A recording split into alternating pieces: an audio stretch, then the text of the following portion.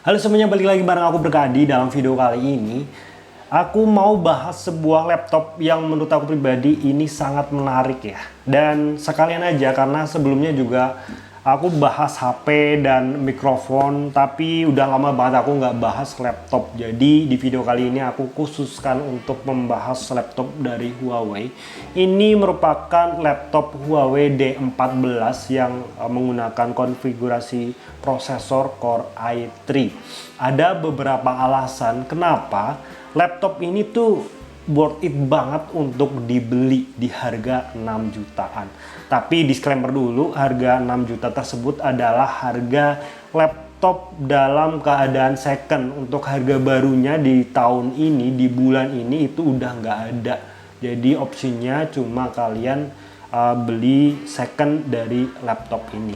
Setidaknya ada alasan kenapa kalian atau laptop ini sangat worth it dibeli, dan juga nanti ada beberapa alasan kenapa kalian harus mempertimbangkan ketika mau beli laptop Huawei D14.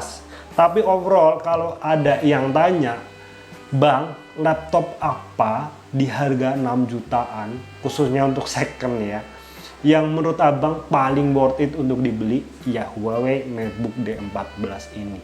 So, kita bakal bahas satu persatu. Oke, kelebihan yang pertama dari Huawei MateBook D14 i3 ini adalah dari segi desain dan juga build quality. Kita tahu dari segi desainnya sendiri ini merupakan D14 yang dirilis pada tahun 2019. Waktu itu dirilis pertama kali menggunakan konfigurasi Ryzen 7 3700U. Dan desainnya pun 100% sama persis dengan apa yang kita dapetin di konfigurasi Core i3. Jadi dari segi desainnya kalian bisa lihat ini overall menggunakan material aluminium di semua sasis dan bodinya. Dan aluminiumnya juga ini merupakan aluminium yang premium yang biasa dipakai di laptop-laptop harga 10 jutaan ke atas. Mungkin ada yang bilang, aluminium di laptop 5 jutaan juga ada. Iya ada, tapi dari segi kualitas aluminiumnya itu berbeda. Jadi semuanya full aluminium, dari bagian backdoor, bagian trackpadnya dan lain sebagainya ini aluminium. Cuma di bagian bezel layarnya aja yang menggunakan material plastik atau polikarbonat, dan juga di bagian keyboardnya sini.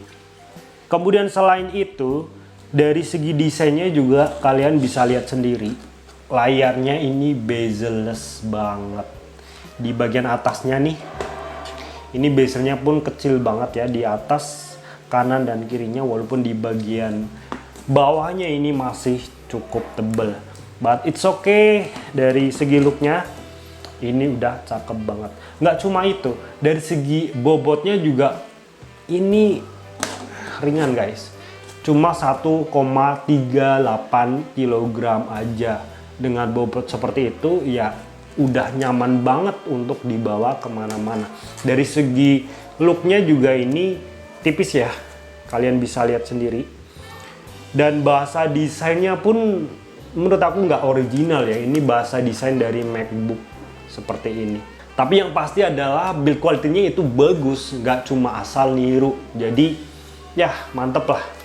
Kemudian kelebihan selanjutnya yaitu dari segi performa yang ditawarkan. Huawei MateBook D14 ini menggunakan prosesor hanya Core i3 10 Gen. Kemudian dari segi RAM-nya dengan RAM 8 GB dual channel dan udah nggak bisa di-upgrade. Kemudian dari segi SSD-nya ini menggunakan SSD berjenis PCIe NVMe yang bikin aku impress dan sedikit kaget. Di harga 6 jutaan secondnya, kalian dapetin SSD yang kenceng banget yang biasa dipakai di laptop gaming. Aku pun udah coba tes dari segi performa SSD-nya.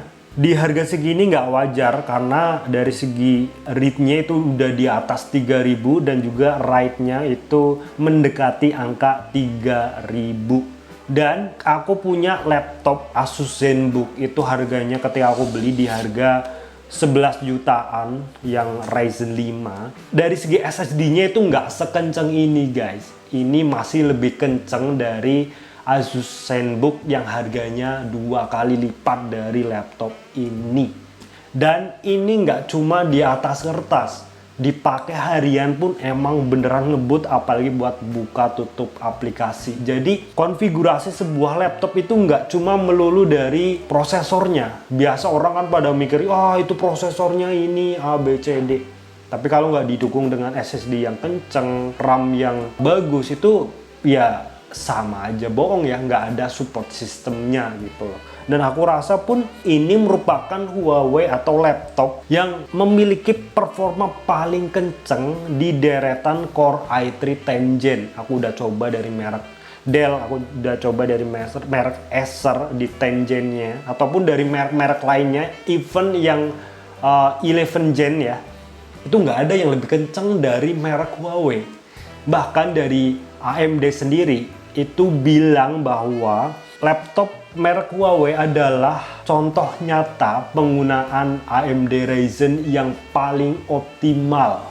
Itu aku baca di forum gadget, dan ya ini bener, dengan spesifikasi di atas kertas ya Core i3, tapi dipakai harian kenceng banget guys. Laptop ini sering aku pakai buat ngedit video. Dari segi videonya itu Full HD 60 fps, dan aku nggak pernah sekalipun ada nge-lag dari laptop ini. Core i3 tapi bisa buat ngedit secara lancar. Dan nggak cuma Core i3-nya sih, kalau kalian beli yang MacBook seri Ryzen-nya, Ryzen 5 atau Ryzen 7, semuanya bagus guys. Makanya ini selama 3 tahun terakhir ini, laptop aku semuanya yang buat daily driver itu dari Huawei MacBook ini. Walaupun serinya yang paling rendah Core i3, tapi ini udah bisa jalanin semua yang aku pengen. Walaupun nanti ada beberapa pertimbangan yang bakal aku jelasin di akhir video. Itu dari segi performanya. Oh ya, untuk SSD-nya sendiri, karena saking impresnya ya, kok bisa laptop dengan harga segini SSD-nya kenceng. Dan ketika aku cek, ini merupakan SSD yang bermerek YMTC PC005. Ini merupakan SSD yang aku cek juga di Google, yang dibuat sendiri di China. Perusahaannya aku lupa apa, yang penting ini merupakan SSD yang dibikin oleh China. For your information aja, untuk SSD kenceng ini biasa dipakai di laptop gaming di harga 13 jutaan ke atas. Dan ini kalian temuin di laptop di harga 6 jutaan. Itu yang kedua dari segi performanya. Kemudian yang ketiga dari segi konektivitasnya.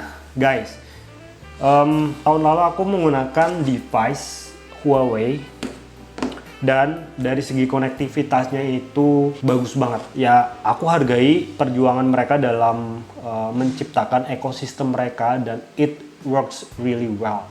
Jadi dari segi konektivitasnya kita cuma, ya kalian udah tahu lah ya, cuma tap dan bisa transfer data menggunakan wireless, dan kecepatannya itu kenceng banget. Itu beneran membantu. Sayangnya aku nggak betah pakai HP Huawei karena ya kita tahu di ban oleh Google dan kita nggak bisa pakai GMS. So aku jual, tapi untuk laptopnya karena emang bagus banget, sampai sekarang aku masih betah pakai laptop Huawei jenis MacBook ini. Kemudian yang selanjutnya di bagian productivity. Guys, ini laptop bisa dikatakan murah, tapi buat produktivitas tuh enak banget dari segi, terutama dari segi trackpadnya nih. Trackpad dari Huawei MacBook D14 ini beyond the price. Aku compare dengan Asus ZenBook-nya pun 11-12 dari segi touchpad-nya ini. Enak banget di harga yang ditawarkan. Aku pun udah nyoba ya dengan laptop-laptop sejenis di harga yang sama. Nggak ada satupun yang mendekati kenyamanan yang diberikan khususnya di bagian touchpad-nya ini. So, nggak cuma touchpad-nya ya, dari segi keyboard-nya nih. detail-detail kecil dari laptop ini pun diperhatikan. Jadi keyboardnya ini kalau kalian pegang kayak gini tuh, ini emang menggunakan material plastik, tapi di atasnya ini ada material seperti entah karet atau sejenisnya. Jadi kalau dipakai kayak gini pun ini enak banget guys. Ini nggak licin, ini kayak di tangan kita itu ngegrip. Untuk kalian yang biasa buat ngetik cepet, ini sangat enak untuk dipakai harian, walaupun travel detailnya ini nggak dalam ya, tapi ya wajar aja karena emang laptopnya laptop tipis. Nggak cuma itu, dari keyboardnya juga ada backlit keyboardnya. Ini membantu banget buat kalian yang biasa bekerja di malam hari atau minim cahaya. Keyboardnya ini bekerja, ada backlightnya seperti ini. Dari segi looknya juga premium banget. Oke, itu dari segi productivity-nya. Selanjutnya, so far nggak ada lagi sih yang pasti. Aku puas banget memakai Huawei MateBook D14 ini.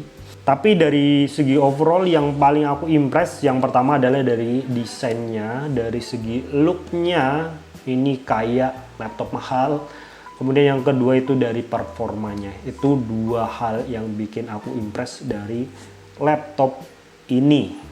Ada beberapa pertimbangan juga yang harus kalian pertimbangkan ketika membeli laptop ini. Yang menurut aku yang paling mengganggu adalah di bagian webcamnya. Tapi sekali lagi ini preferensi kalian masing-masing. Karena laptop ini tuh mempunyai bezel yang sangat tipis ya di atasnya sini. Jadi Huawei menempatkan webcamnya di bagian bawah sini. Dan dari segi inovasi ini bagus, ini unik, lebih aman juga karena kita bisa mematikannya secara fisik kayak gini. But kalau kalian suka ngezoom, kalau kalian suka meeting dan lain sebagainya dan sering gitu ya, kalau kalian pakai secara real life kayak gini, dari segi looknya itu nggak enak banget guys. Dan satu kekurangan dari laptop ini yang keputusannya ada di kalian sendiri. Kalau kalian nggak masalah dengan webcam yang ada di bawah sini, ya ambil. Kalau kalian nggak bisa tolerir ini, ya mending jangan, karena ini beneran nggak enak banget buat dipakein untuk zoom. Apalagi kalau dipakein normal kayak gini ya, ini kayak yang kelihatan itu leher kita kayak gini guys. Jadi ya itu kekurangan yang pertama sih menurut aku. Kalau kalian bisa lihat ya, nih daripada laptop ini mempunyai space yang banyak banget di sini ya, kalian bisa lihat ya di bawah sini ini space-nya banyak banget. Kenapa ini nggak di split aja, di sini dikasih bezel yang lebih tebel dikit, nggak apa-apa lah daripada kayak gini. Ini jadi kameranya bisa disematin di sini. Tapi ya adanya kayak gini, pilihannya ada di kalian, apakah ini mengganggu atau tidak dan lain sebagainya. Untuk aku pribadi ini sangat mengganggu, khususnya untuk kalian yang suka ngezoom, ini pasti mengganggu dengan adanya kamera yang ada di bawah seperti ini. Oke, itu yang pertama. Kemudian yang kedua, tadi aku bilang bahwa Core i3 prosesornya, tapi dari segi performanya itu kenceng banget. Yap, beneran kenceng dari segi spek sheet-nya, walaupun spek sheet-nya itu yang rendah ya, Core i3 lah, tapi performanya itu tinggi. Dengan performa yang tinggi tersebut pastinya laptop ini tuh gampang banget panas guys. Jadi seolah-olah tuh kayak, karena emang prosesornya itu prosesor yang bisa dikatakan rendah, Core i3, dari segi konfigurasinya itu kayak nge-push terus menerus sehingga laptopnya ini panas banget. Ini cepet banget panas, berbeda dengan yang memiliki spek seperti Ryzen 5 atau Ryzen 7. Itu untuk ngedit pun itu masih wajar dari segi panasnya. Tapi untuk Core i3 ini ketika aku pakai ngedit, belum ada 10 menit udah panas banget guys. Nggak cuma itu, kalau untuk dipakai browser ya, dipakai browser dengan membuka tab yang banyak itu juga langsung panas. Ya tahu diri lah ya, Core i3 sebenarnya nggak bisa dipaksa buat ngedit juga. Ini emang Core i3 sewajarnya itu untuk penggunaan harian, bukan buat ngedit. Jadi untuk kalian yang mungkin pengen menggunakan laptop MacBook buat ngedit, aku saranin ambil yang paling rendah itu yang Ryzen 5 3500U. Jangan yang ambil Core i3 karena gampang panas. Atau kalian ambil yang Core i5-nya sekalian, itu lebih bagus. Atau Ryzen yang 7 seri, yang Ryzen 7 3700 itu lebih bagus lagi. So mungkin itu aja ya video kali ini. Terima kasih buat kalian yang udah nonton. Kita bakal jumpa lagi di dalam video selanjutnya.